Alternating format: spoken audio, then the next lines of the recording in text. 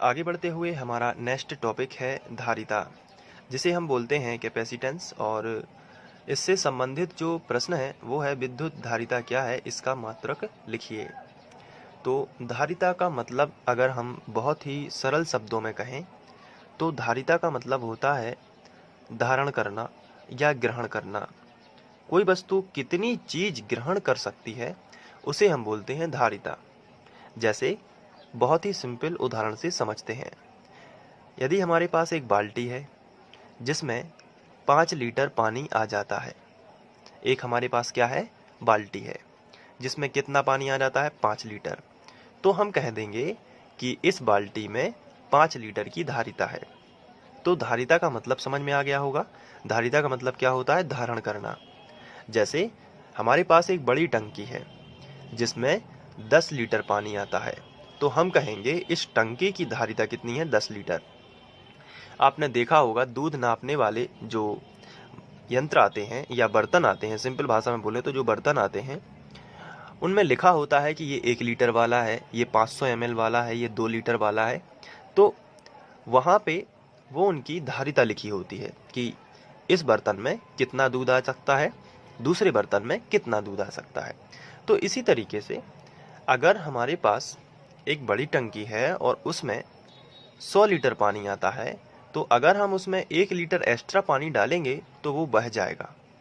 कहने का मतलब ये है कि जितनी जिस बर्तन में कैपेसिटी होगी, धारिता होगी, उतनी ही वो ग्रहण कर सकता है। उसके अलावा जो अतिरिक्त होगी, जो अलग से होगी, वो उसको बहा देगा। और इसी को यदि हम विद्युत से जोड़ दें तो चालक में जितना आवेश देना होता है उस चालक पर डिपेंड करता है, चालक के आकार पर डिपेंड करता है, यानी कि निर्भर करता है।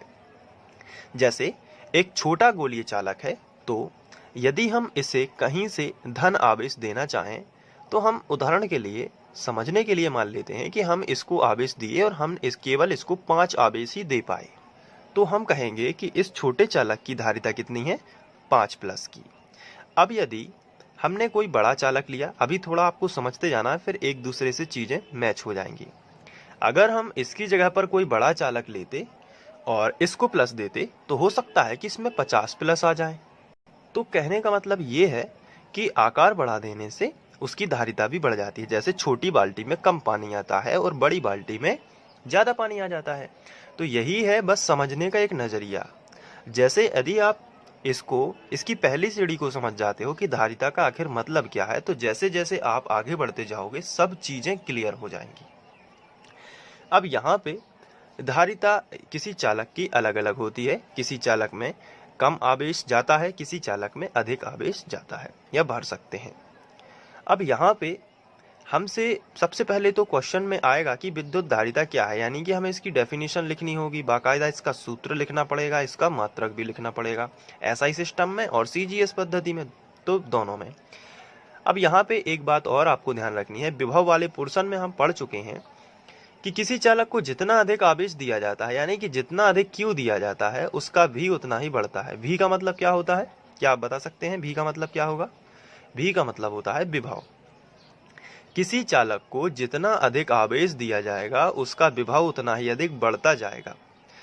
मतलब हम ऐसा लिख सकते हैं कि Q समानुपाती भी है, यानी कि जितना अधिक आवेश दिया जाएगा उतना ही अधिक क्या हो जाएगा, उसका विभव होगा, विभव बढ़ेगा। अब इस समानुपाती को यदि हम हटा देंगे तो Q बराबर एक नियतांक आता है जिसे हम बोलते हैं C, और यहाँ पे आ जाएगा V। तो ये जो C है यही है क्या, धारिता। ये C क्या है, यही है धारिता। और अगर हम C का फॉर्मूला बनाना चाहें तो V जो गुणा में है इसको बटे में करेंगे तो Q बटे V बराबर क्या बन जाएगा, C। तो ये है धारिता के लिए। अब ये तो हो गया समझना ऊपर ऊपर से। अब इसको लिखना कैसे है तो मैंने लिख के रखा है, आइए इस पर चर्चा कर लेते हैं।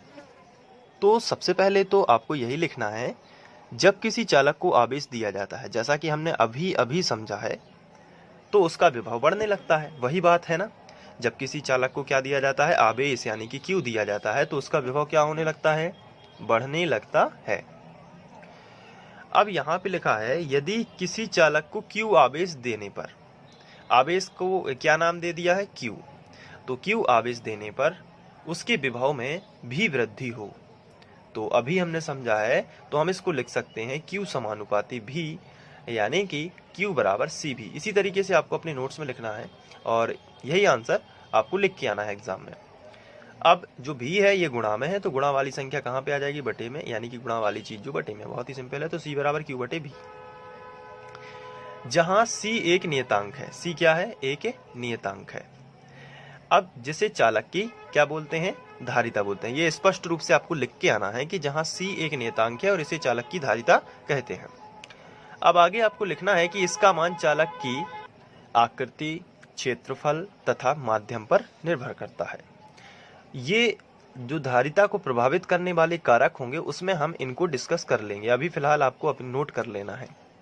अब इसी फॉर्मूले में यदि V बराबर 1 हो, यानी विभव कैसा हो? एकांक हो, तो इसी को डिस्कस किया गया है। बहुत ही सिंपल तरीके से है। यदि V बराबर 1 वोल्ट हो तो जब V का मान 1 होगा तो C सामने Q के बराबर हो जाएगा। तो यहाँ पे हम लिख सकते हैं C बराबर Q। तो इसी को नीचे हमें डिस्कस कर देना है कि अर्थात किसी चालक के विभव में एकांक वृद्धि करने के लिए, विभव में एकांक वृद्धि यदि करना है, एकांक इसलिए क्योंकि V बराबर कितना रख रहे हैं? 1। तो एकांक वृद्धि करने के लिए आवश्यक आवेश की मात्रा विद्युत धारिता के बराबर होती है। तो विद्युत धारिता असल में है क्या? ये इसकी डेफिनेशन हो जाएगी, यहाँ से यहाँ तक ये परिभाषा है। तो जब हमें विभव में कितनी वृद्धि करनी होती है? तो आंसर है एकांक वृद्धि करेंगे। जब विभव में एकांक वृद्धि करेंगे तब जो आवेश हमें देना पड़ता है वो धारिता के बराबर होगा। और विद्युत धारिता का ऐसा ही मात्रक फैराड है, ये आपको ध्यान रखना है, फैराड।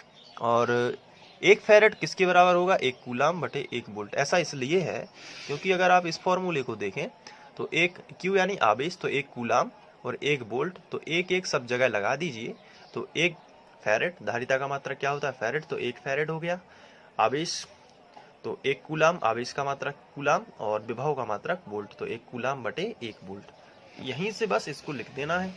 तो 1 कूलाम बटे 1 वोल्ट आता है। किसी चालक को 1 कूलाम आवेश देने पर उसके विभव में 1 वोल्ट की वृद्धि होती है।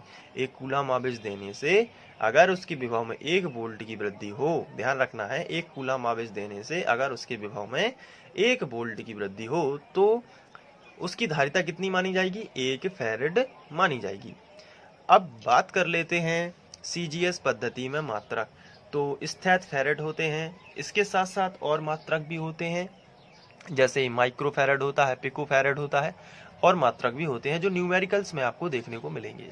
तो ये थी विद्युत धारिता क्या है और इसका मात्रक। अब आप इसका स्क्रीनशॉट लेके नोट्स में बढ़िया तरीके से लिख लीजिए और इसी तरीके से आपको लिख के आना है और लिखे के हिसाब से ही मैंने आपको समझाया है। तो आशा करता हूं कि आप लोग ये समझ गए होंगे और ये वीडियो आप free online coaching by Sandeep Khare के माध्यम से देख रहे थे। और आइए स्क्रीनशॉट अब हम ले लेते हैं। ये है पहला शॉट, इसके बाद ये रहा, फिर यहाँ पे, फिर ये है और इसके बाद ये रहा। तो इसी तरीके से आपको पढ़ना है और वीडियो से संबंधित कोई भी क्वेश्चन है आप मुझे कमेंट करके बताइए, मैं उसको हल करने का पूरा प्रयास करूंगा। और इसके साथ साथ मैं आपको बता दूं कि ये थ्योरी पोर्शन चल रहा है और आंकिक प्रश्नों का पोर्शन अलग से चलेगा। पहले मैं थ्योरी कंप्लीट कर रहा हूं, तो आप पेशेंस रहेंगे या फिर यहाँ पे आप थ्योरी पोर्शन पढ़ते रहिए और आंकिक प्रश्नों की तैयारी आप खुद से भी कर सकते हैं, अपनी किताब से कर सकते हैं और यदि समय मिलेगा तो मैं ज़रूर उनको रिकॉर्ड करूँगा। तब तक के लिए थैंक यू।